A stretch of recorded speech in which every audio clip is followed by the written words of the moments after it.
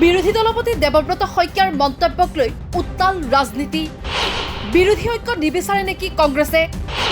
স্থিতি স্পষ্ট কৰাৰ আহ্বান অখিল গগৈৰ। মিত্ৰতা অবিহনে বিজেপিক প্ৰতিহত কৰাৰ সপোন অবান্তৰ নাগৰিক সমাজ। বিজেপিৰ বিৰুদ্ধে যুঁজ দিবলৈ হলে বিৰোধী ঐক্যবদ্ধ হোৱাৰ বাহিৰে অন্য উপায় নাই। ৰাজ্যৰ প্ৰতিটো স্তৰৰ পৰাই বিৰোধী ঐক্যৰ বাবে জনমত গঠন হোৱাৰ সময়ত একাংশ বিৰোধী নেতাই ৰহস্যজনকভাৱে লৈছে বিপৰীত স্থিতি। ঐক্যবদ্ধ হ'বৰ বাবে প্ৰায় সকলো বিৰোধী ৰাজনৈতিক দল প্ৰস্তুত, কিন্তু একমাত্ৰ কংগ্ৰেছে বিৰোধী ঐক্য সন্দৰ্ভত লোৱা নাই স্পষ্ট সিদ্ধান্ত।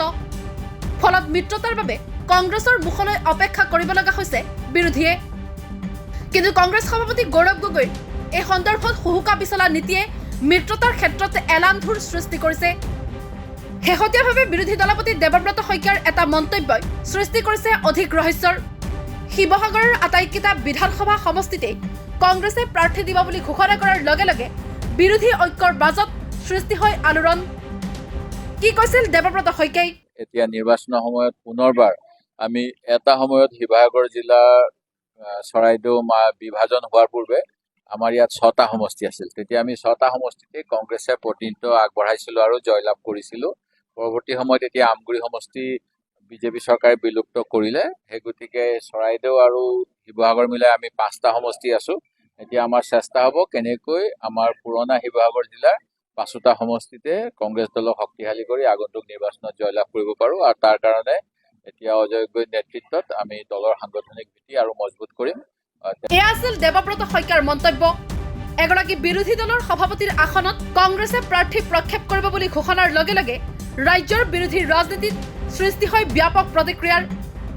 সাংবাদিকসকলে এই ক্ষেত্ৰত অখিল গগৈৰ প্ৰতিক্ৰিয়া বিচৰাত অখিল গগৈয়ে কয়, শিৱসাগৰ সমষ্টিক লৈ কংগ্ৰেছৰ স্থানীয় পৰ্যায়ত এক ষড়যন্ত্ৰ চলি আছিল। দেৱব্ৰত শইকীয়াৰ এই মন্তব্যই সেই ষড়যন্ত্ৰৰ সত্যতা প্ৰতিপন্ন কৰিছে। দেৱব্ৰত শইকীয়াই যদি তেনে উদ্দেশ্যত মন্তব্য কৰা নাই, আজিৰ ভিতৰতে স্পষ্টীকৰণ দিয়ক। যদি সঁচাকে এই কথাটো কৈছে তেতিয়াহ'লে মই ভাবোঁ যে কংগ্ৰেছ দলে সন্মানীয় আমাৰ LOP বিৰোধী দলৰ নেতা দেৱব্ৰত শইকীয়া ডাঙৰীয়াৰ এই বক্তব্যৰ ওপৰত এটা স্পষ্টীকৰণ দিব লাগে।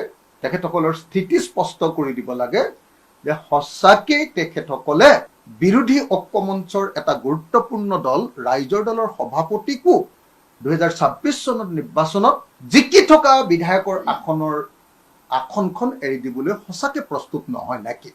সেইটো কংগ্ৰেছৰ অফিচিয়েল স্থিতি নেকি? যদি অফিচিয়েল স্থিতি হয় তেতিয়াহ'লে বুজিবলৈ বাকী নাথাকিব যে কংগ্ৰেছ দলে এলায়েন্স নিবিচাৰে। আৰু যদি অফিচিয়েল স্থিতি নহয় তেতিয়াহ'লে অকল দেৱব্ৰত শইকীয়াৰ স্থিতি, তেতিয়াহ'লে ডেফিনেটলি কংগ্ৰেছ দলে দেৱব্ৰত শইকীয়াক সক্ৰিয় নিদিব। আৰু যদি দেৱব্ৰত শইকীয়াই সেই কথাটো তেনেকুৱা অৰ্থত কোৱাই নাই, তেতিয়াহ'লে নিশ্চয় দেৱব্ৰত শইকীয়াই আজি এটা ক্লেৰিফিকেশ্যন দিব। অখিল গগৈৰ প্ৰশ্ন, দেৱব্ৰত শইকীয়াৰ এই মন্তব্য তেওঁৰ নিজা নে কংগ্ৰেছ দলৰ? যদি এই মন্তব্য দলৰ নহয়, তেন্তে এই ক্ষেত্ৰত প্ৰদেশ কংগ্ৰেছে স্পষ্টীকৰণ দিয়া দৰকাৰ।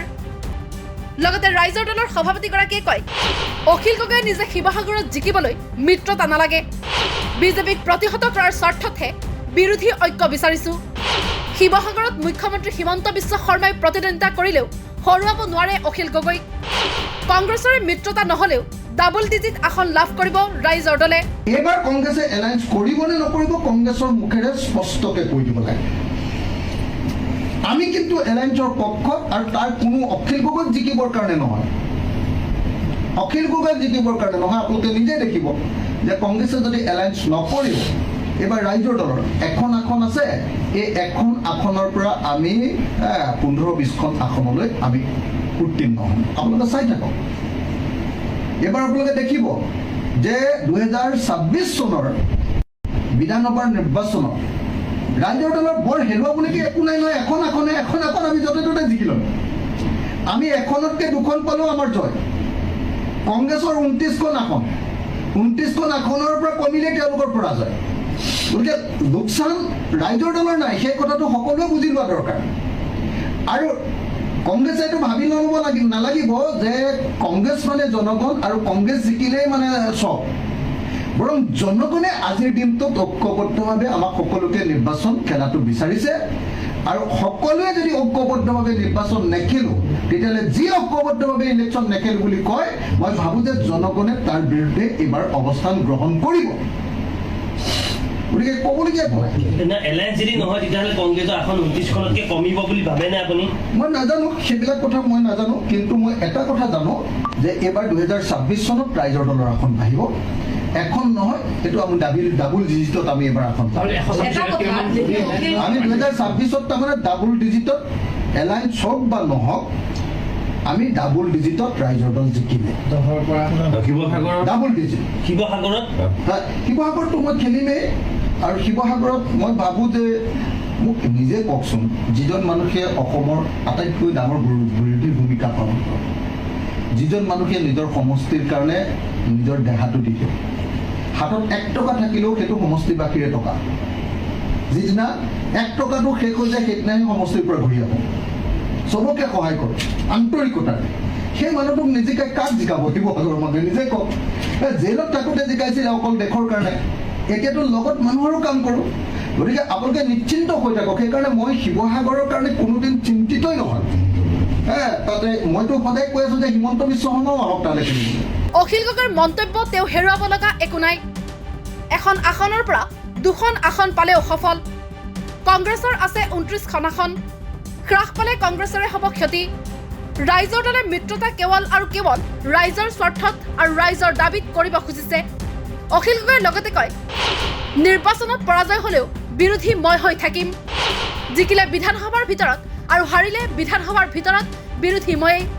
মই MLA জিকা নাই, আৰু 2026তো মই কাৰো দয়া বা কৰোণাৰ প্ৰাৰ্থী নহয়। এই কথাটো ক্লিয়াৰ কৰি ল'লোঁ এতিয়া। আৰু মই হাৰিলেও মোৰ কোনো প্ৰব্লেম নাই, মই সেইটোক লৈ ইমান ভাবি নাথাকোঁ। কাৰণ মই হাৰিলেও মই জানো যে অসমত আটাইতকৈ ডাঙৰ বিৰোধী ময়ে হ'ব লাগে। যদি মই নিজিকো তেতিয়া বাহিৰত হ'ব, আৰু যদি জিকো বিধানসভাত হ'ব। গতিকে সেইটোক লৈ মই টেনশ্যন কোনোদিন নাখাওঁ। এই কথাটো মই ক্লিয়াৰ কৰি লৈছোঁ আপোনালোকক যে মই হাৰিলেও অসমৰ মেইন বিৰোধী হ'ব লাগিব, আৰু জিকিলেও মই অসমৰ মেইন বিৰোধী হ'ব লাগিব। নাম জাৰি নাথাকক লাগিলে মেইন বিৰোধী বুলি, কিন্তু বিৰোধিতাটো ময়ে কৰিব। বিৰোধী দলপতি দেৱব্ৰত শইকীয়াৰ মন্তব্যৰ প্ৰতিক্ৰিয়া দিবলৈ গৈ এইদৰে ক্ষোভ ব্যক্ত কৰে শিৱসাগৰৰ বিধায়ক অখিল গগৈয়ে। কেৱল অখিল গগৈয়ে নহয়, বিৰোধী দলপতি দেৱব্ৰত শইকীয়াৰ এই মন্তব্যত সন্তুষ্ট নহয় নাগৰিক সমাজ। বিৰোধী ঐক্য গঠনৰ পোষকতা কৰা নাগৰিক সমাজৰ অন্যতম প্ৰতিনিধি জ্যেষ্ঠ অধিবক্তা শান্তনু বৰঠাকুৰে কয়, কোনোবাই যদি মিত্ৰতা নোহোৱাৰ কথা ভাবিছে সেয়া ভ্ৰান্ত ধাৰণা। অসমৰ ৰাইজে বিচাৰিছে বিৰোধীৰ মাজত মিত্ৰতা অবিহনে বিজেপিক প্ৰতিহত কৰা সম্ভৱ নহয়। যেহেতুকে অসমৰ ৰাইজে আজি বিচাৰিছে, এইটো এটা ৰাইজৰ দাবী যে বিৰোধী সকলো শক্তি ঐক্যবদ্ধ হ'ব লাগে। গতিকে সেই দাবীৰ প্ৰতি মই ভাবোঁ যে সকলো ৰাজনৈতিক দলে সঁহাৰি জনাব। আৰু বিশেষকৈ সেইদিনা অনুষ্ঠানত উপস্থিত থকাৰ পিছত দেৱব্ৰত শইকীয়াই যিটো পোষ্ট দিছিলে আপোনাৰ সামাজিক মাধ্যমত, সেই পোষ্টটো আপোনালোকে যদি পঢ়ে তেতিয়াহ'লে দেখা যাব যে তেখেতে খুব স্পষ্টভাৱে কৈছিলে নাগৰিক সন্মিলনৰ যি মিটিঙৰ সভাৰ যি আহ্বান, সেই আহ্বানৰ প্ৰতি তেখেতে খুবেই সদৰ্থক এটা প্ৰতিক্ৰিয়া প্ৰকাশ কৰিছিল। গতিকে সেইকাৰণে মই ভাবোঁ যে আমি এতিয়াও আশাবাদী যে বিৰোধী ঐক্য গঢ় লৈ উঠিব। বিৰোধী ঐক্যৰ অন্যতম অংশীদাৰ দল CPIMয়েও বিৰোধী দলপতি দেৱব্ৰত শইকীয়াৰ মন্তব্যক লৈ ব্যক্ত কৰে প্ৰতিক্ৰিয়া। দ্য ক্ৰছ কাৰেণ্টেৰে হোৱা এক টেলিফোনিক সাক্ষাৎকাৰত CPIMৰ বিধায়ক মনোৰঞ্জন তালুকদাৰে মিত্ৰতাৰ পক্ষত এইদৰে কয়, হয় দাদা, মিত্ৰতা সন্দৰ্ভত আপোনালোকৰ প্ৰতিক্ৰিয়া কি? কালি দেৱব্ৰত শইকীয়াই এটা মন্তব্য কৰিছিল য'ত শিৱসাগৰত 5টা সমষ্টিত তেওঁলোকে এককভাৱে প্ৰতিনিধিত্ব কৰাৰ কথা কৈছিল। ক'ৰবাত নহয় ক'ৰবাত বিৰোধীৰ অস্তিত্বও নোহোৱা এনেকুৱা মন্তব্যই নস্যাৎ কৰে নেকি? কি ক'ব আপুনি? এতিয়া এই বিষয়টো দেৱব্ৰত শইকীয়াৰ মন্তব্য সম্পৰ্কত মই দেৱব্ৰত শইকীয়াৰ লগত কথা পাতিছিলোঁ আজি ৰাতিপুৱা। হয়, তেওঁ কৈছে মই গোটেইকেইটা সমষ্টিত খেলিম, শিৱসাগৰত প্ৰাৰ্থী দিম, এই ধৰণৰ কথা কোৱা নাই। মই সংগঠনটো দৃঢ় কৰাৰ কাৰণে, সকলোকেইটা সমষ্টিতে শক্তি সঞ্চয় কৰাৰ কাৰণে এই আবেদনহে জনাইছিলোঁ। কিন্তু এইটো খবৰৰ কাগজত ভুলভাৱে অহা বুলি তেওঁ কৈছে। কিন্তু মোৰ মন্তব্যটো হৈছে যে এতিয়া আমাৰ সকলোৱে কথা কোৱাত অলপ সাৱধানতা অৱলম্বন কৰি যাতে বিৰোধী ঐক্য গঢ়ি উঠে, কোনো পধ্যে যাতে বিজেপি বিৰোধী ভোট বিভাজিত নহয়, তাক চিনচিয়াৰলি আমি সকলোৱে সেই সম্পৰ্কত কাম কৰা দৰকাৰ, কথা বতৰাও তেনেকৈ কোৱা দৰকাৰ বুলি মই অনুভৱ কৰোঁ। আৰু যিকোনো মূল্যত এইখন চৰকাৰ, যিখন চৰকাৰে অসমৰ সমাজ জীৱনক এটা থান বান কৰি দিছে, মানুহৰ সমস্যা এনেধৰণে বৃদ্ধি কৰিছে, কৰ্মহীনতাই ৰাজ্যখন চানি ধৰিছে, অন্য সকলো সমস্যা সমাধান হোৱা নাই। এনে ক্ষেত্ৰত যিখন চৰকাৰে নিৰ্বিবাদে মানুহক উচ্ছেদ কৰি পেলাই ৰাজপথলৈকে ঠেলি দিছে, এই চৰকাৰক পৰাজিত কৰাৰ কাৰণে বুজাবুজিটো গঢ়ি উঠা নিতান্তই প্ৰয়োজন। আৰু এই ক্ষেত্ৰত যাতে সকলোৱে সংযম ৰক্ষা কৰি পেলাই কথা বতৰা আমি কওঁ আৰু যাতে এই বিৰোধী ঐক্য যিকোনো মূল্যত আমি গঢ়ি তোলো এইটো কথা আমি স্পষ্টভাৱে কৈছোঁ। বিৰোধী ঐক্য যদি গঢ়ি নুঠে তেতিয়াহ'লে এই বিজেপিক পৰাজিত কৰিব পৰা নাযাব। এইটো প্ৰসংগক্ৰমে মই বহুবাৰ উল্লেখ কৰিছোঁ, আজিও কৈছোঁ।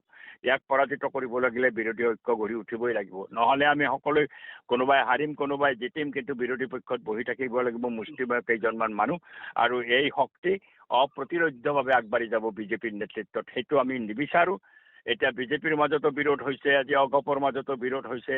এই দলবিলাকেও আজি এই বিজেপিৰ বিৰুদ্ধে ক্ৰমাগতভাৱে ক্ষোভ প্ৰকাশ কৰি আহিছে। আমি এনেকুৱা চিটুৱেশ্যনত আমাৰ বিৰোধী ঐক্য সুদৃঢ় কৰাৰ কাৰণে আৰু বৃহত্তম দল হিচাপে কংগ্ৰেছে এই ক্ষেত্ৰত ভূমিকা ল'ব বুলি মই আশা কৰিছোঁ। আপোনাক বহুত বহুত ধন্যবাদ এইখিনি প্ৰতিক্ৰিয়া জনোৱাৰ বাবে। ধন্যবাদ ধন্যবাদ। মুঠতে বিজেপিৰ পৰা পৰিত্ৰাণ পাব বিচৰা ৰাজ্যৰ প্ৰতিগৰাকী ব্যক্তিয়ে বিচাৰিছে বিৰোধী ঐক্য। মিত্ৰতাৰ বাবে সাজু হৈ আছে প্ৰতিটো সৰু বৰ আঞ্চলিক দল, কিন্তু ৰহস্যজনক কাৰণত এতিয়াও মিত্ৰতাক লৈ স্থিতি স্পষ্ট কৰিব পৰা নাই কংগ্ৰেছে। তেনে ক্ষেত্ৰত দেৱব্ৰত শইকীয়াৰ মন্তব্যই সৃষ্টি কৰিছে আন ৰহস্যৰ। প্ৰশ্ন উত্থাপন হৈছে, বিজেপি মিত্ৰজোঁটৰ বিৰুদ্ধে অকলে যুঁজ দিবলৈ কংগ্ৰেছ তৃণমূল পৰ্যায়ত পৰ্যাপ্ত শক্তিশালী হৈ উঠিছেনে? নিউজ ডেস্ক ৰিপৰ্ট, দি ক্ৰছ কাৰেণ্ট।